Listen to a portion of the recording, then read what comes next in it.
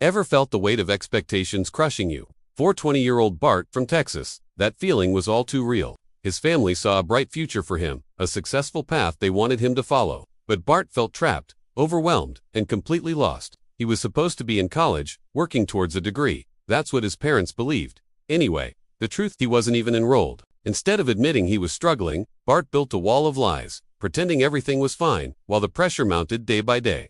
Desperate for an escape, he started thinking of extreme ways out. Not honest conversations or asking for help, but something far more dramatic. He wanted to stage a crime, to become a victim, so he wouldn't have to face the truth about school and money. His first attempt involved 2 college roommates. He asked them to help him fake a burglary at his family's home. The plan was simple: create chaos, blame someone else for his problems. But the moment they tried, a security alarm went off. They panicked, they fled, and the plan collapsed. You'd think that would be a wake-up call, but Bart wasn't ready to face reality. A few months later, he approached another friend with a similar scheme. This friend initially agreed but got cold feet, realizing Bart was taking this fake crime fantasy way too seriously. He backed out, leaving Bart to his own devices. By now, rumors were swirling around campus.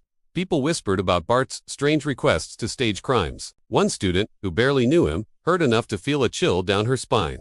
Worried something terrible might happen, she did the right thing and called the police.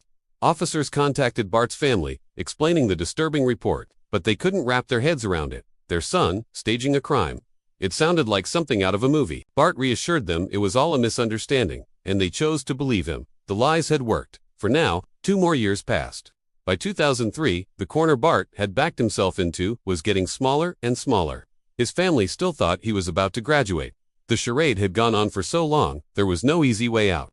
So, he devised his most elaborate plan yet. He found 2 acquaintances, Champagne and Brashear, and laid out the new deception. He would tell his family he was graduating. While they were out celebrating his fake achievement, his accomplices would enter the house and stage a burglary. This, he believed, would explain away all the missing money and the lack of school records. It would be the ultimate distraction. He went to his family with the good news. They were ecstatic, their hearts swelling with pride. They took him out for a celebratory dinner, showering him with praise and even giving him a meaningful gift. Bart played his part, smiling and accepting their love, all while knowing it was built on a foundation of pure fiction. While they were at dinner, Champagne and Brashear let themselves into the house through a door Bart had left unlocked. But once inside, they froze. They were supposed to ransack the place, but they just waited, confused, unprepared. When the family returned, they walked into a bizarre anticlimactic scene. Nothing was damaged, nothing was stolen.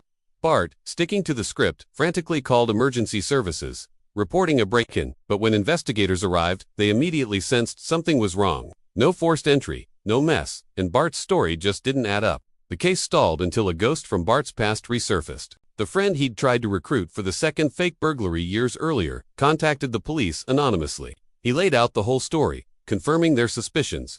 Investigators set up monitored phone calls, but Bart was too cautious, never admitting anything directly. Then, he vanished.